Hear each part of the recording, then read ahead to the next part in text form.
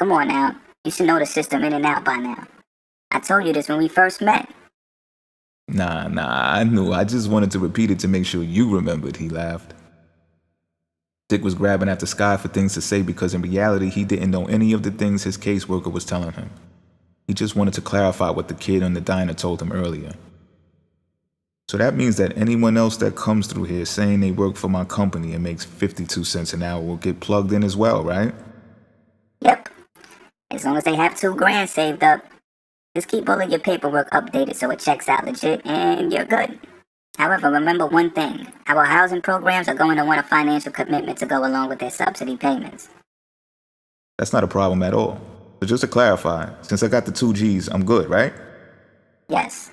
Your administrator at the concentration camp should have told you that already. She stressed. Let me see something. The caseworker flipped through the folder to see all of Dick's options. You have either the Collected Faction or the Well-Being Society to choose from. Dick remembered seeing a memo for the Collected Faction on the wall at the hotel, but not for the Well-Being Society. Take these packets for both of them and read them. Now goodbye, we are done here. She smiled. Wait, don't you want to hear me rant some more about the underlying injustices against people in the know? Dick laughed while gathering his things to leave. No, that's enough, trust me. Everyone in this building has gotten a lesson out of you. But it's time you move on now. Surprises with contractors using your company to solidify their socioeconomic status in the empire. We'll settle for that instead of your magnified presence. They both laughed while joking with each other as she walked him past the cubicles toward the exit while security guards came from all angles to assist in chaperoning him out the admin side of the building. Would y'all get the fuck away from me already? God damn, y'all make me sick with this shit, Dick complained. Chapter 4. The Cancer Archetype. The food and traveling made Dick drowsy, so he took a shower and climbed into the fresh hotel bed sheets. Within moments, he began slipping into a lucid state of sleep. School chairs? In a casino?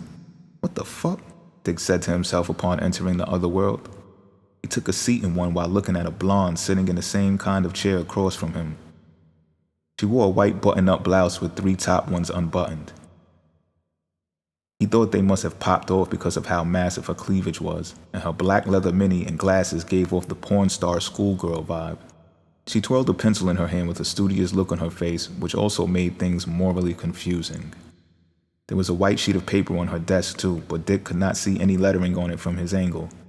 She glanced at it back and forth, twirling the pencil in one hand and her blonde locks with the other. He grew uneasy when she looked past him, this time at a blackjack table about 8 feet from them. At it stood a slack man 6 feet and 2 inches in height who sat on the card table and rested his feet on a stool as if it were a project bench. Instead of wearing the casino's corporate attire, he was garbed in urban wear and jewelry, shuffling the cards while staring back at the blonde. "You gonna play a hand?" he asked Dick. Dick hesitated to answer and looked at the blonde who was still looking at the dealer with unreadable eyes. Dick felt envious and challenged at the same time. He looked down into his left pocket and peeled off a $1 bill from a wad of cash. He bet the buck and asked for a hit before even checking his cards. He bust as the card flipped over on top of his 7 of hearts and 10 of diamonds. He looked left and saw the blonde was staring back at him now, and despite her still being unreadable, he suspected that the two of them were conspiring against him. He withdrew his hand from his pocket, raised out his chair, and excused himself without saying a word. With no knowledge of how he got there, he found himself upstairs in a casino laying in a hotel bed underneath an indigenous Hysterian woman who wore a black bra and matching thong. He could tell they had already been sexual, and knew this woman but not in the waking state. He was pleased by how clingy she was, and at that moment became aware he was dreaming. They laughed and joked while he pulled out a mobile device and began recording her twerking on top of him. She arched herself more and looked back at her ass cheeks motioning like waves in an ocean. It dawned on him that the two of them were not there for a special occasion. They were there working. A knock on the door caused him to jolt out from under his muse. Instead of answering, he went into the bathroom and cut on the light. Inside of the sink was at least $100,000 of cash. Some of it was scattered, but the majority was bundled in rubber bands. The banging on the door continued. Feeling provoked now, Dick flung the door open but became rattled by how indecent he looked. He tucked his white button up into his slacks, but left his tie undid and believed that it was too late for damage control. "Oh shit," he whispered. The same slack kid from the labor camp was at the door with two of his friends dressed in designer sweatsuits styling mohawk hairstyles. Dick looked backwards through the cracked door, dragging his words, to stall them while trying to gather the correct information to say. "So, y'all are here for her, right?" He looked back at his partner with mixed feelings on all she was there to do. He couldn't figure it out on the spot, so he followed his intuition. "You paid already? And want your money back? How much do I owe you?" "Oh, you want your change?" Dick stepped into the bathroom and scooped some cash out the sink to peel off some for the teens to turn them around, but they stopped him. "Nah, dude, we're not here for any money. School sent us here. She said to let you know whatever you need from us, we're here for you." "Facts," his friend assured. Okay. But what will you do now?" "I don't know. We'll be downstairs running around. This place is huge." The kid hit the elbow of the friend closest to him, then they rolled out one after the other down the hallway. "Right," Dick whispered to himself.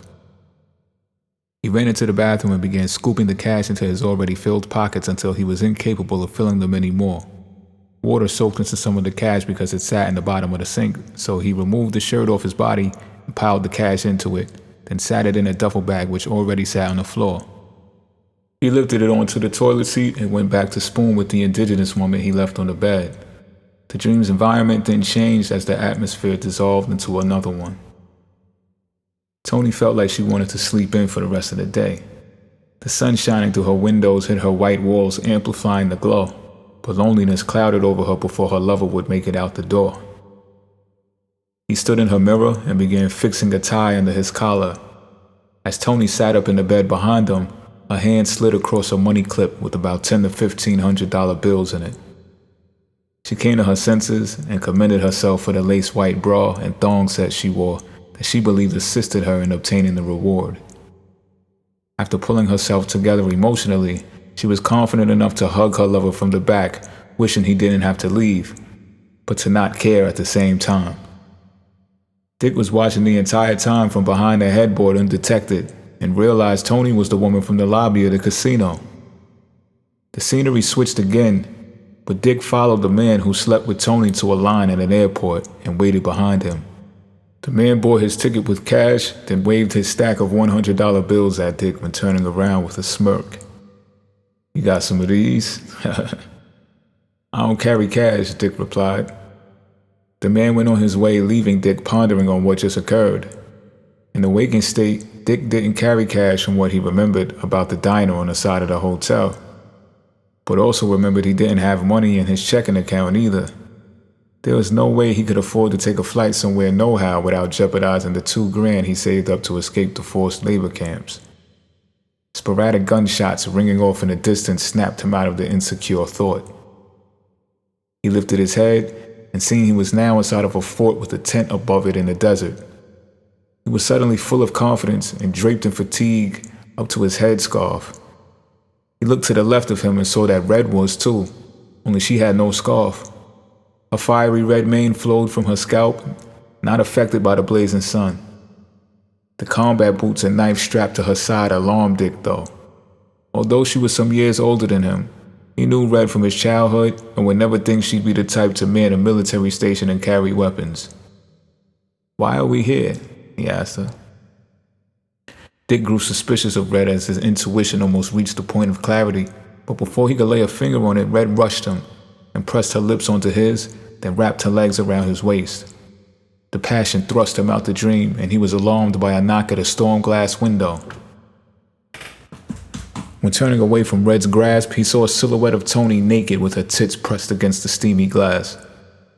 Once she got Dick's attention, she took a step back and began curling her arms up and down while moving her lips, but the glass was too thick to reveal the sound, so Dick read her lips. Broke out. Broke out. Broke out. Once Dick understood the message, he found himself in the backseat of a car sitting next to a young toddler and a woman around his age to his far left. In the front of the seat driving sat a Middle Eastern man, and to his right in the passenger seat sat Tony. "Hey, little man, how's it going?" How's it going, huh? You good? The man leaned back at a red light to entertain the boy, who responded with whining. Consequently, Dick threw his arm around the kid to console him when the light changed, which he saw Tony take notice of. The seating arrangement and way they communicated during the drive caused Dick to think the two were an item. But then a text from Tony would further complicate things. The first text was a photo of her wearing a black bra. The next photo was one of her chest outlined in a cartoon effect from an app. The driver showed no emotional sign of being aware that the two were sexting, but stopped the car and maneuvered to the back to take Dick's seat, who moved to the passenger seat as Tony grabbed the wheel to continue the journey. As everyone changed seats, Tony looked at the woman in the back seat, and they both laughed, giving Dick the indication that they were in on something together. He noticed he had 2 t-shirts in the back seat, one turquoise, and the other was an airy shirt which read, "Came in the game head first." The phrase towered over a ram's head, which Dick interpreted with various symbolic definitions. He grabbed the turquoise one and untangled it to mask his confusion during the awkward moment. Simultaneously, Tony told the woman in the backseat to pass her the astrological shirt. Dick grew uncomfortable from feeling he needed to decipher what was going on, so when the car stopped, he felt relieved. But as he exited and put his feet to the ground, he noticed he was barefoot. "Pass me my sneakers?" he asked the woman in the back while extending his hand towards her. But as he reached to grab them from her, he jolted out the dream onto the side of a building in the Emperor County.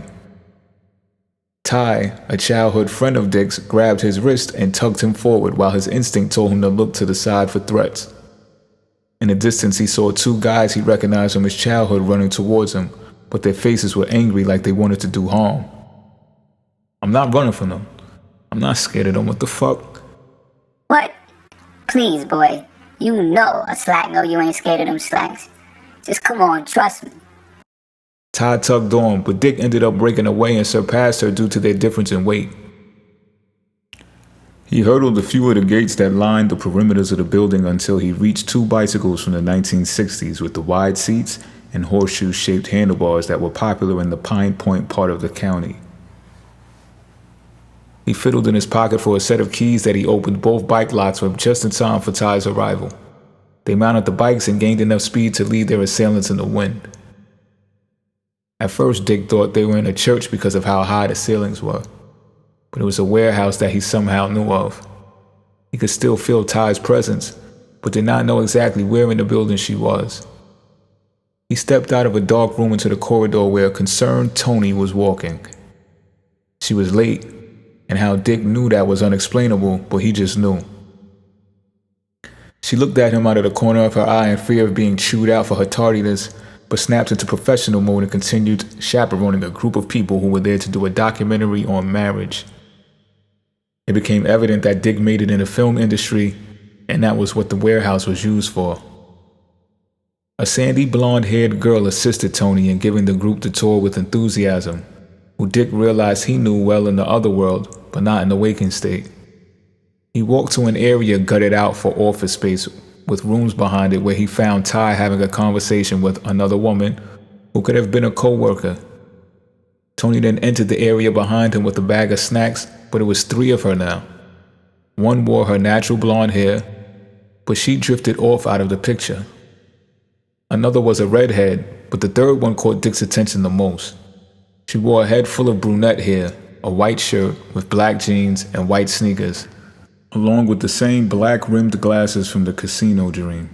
"Do y'all see this?" Dick laughed. "There are 3 Tonys."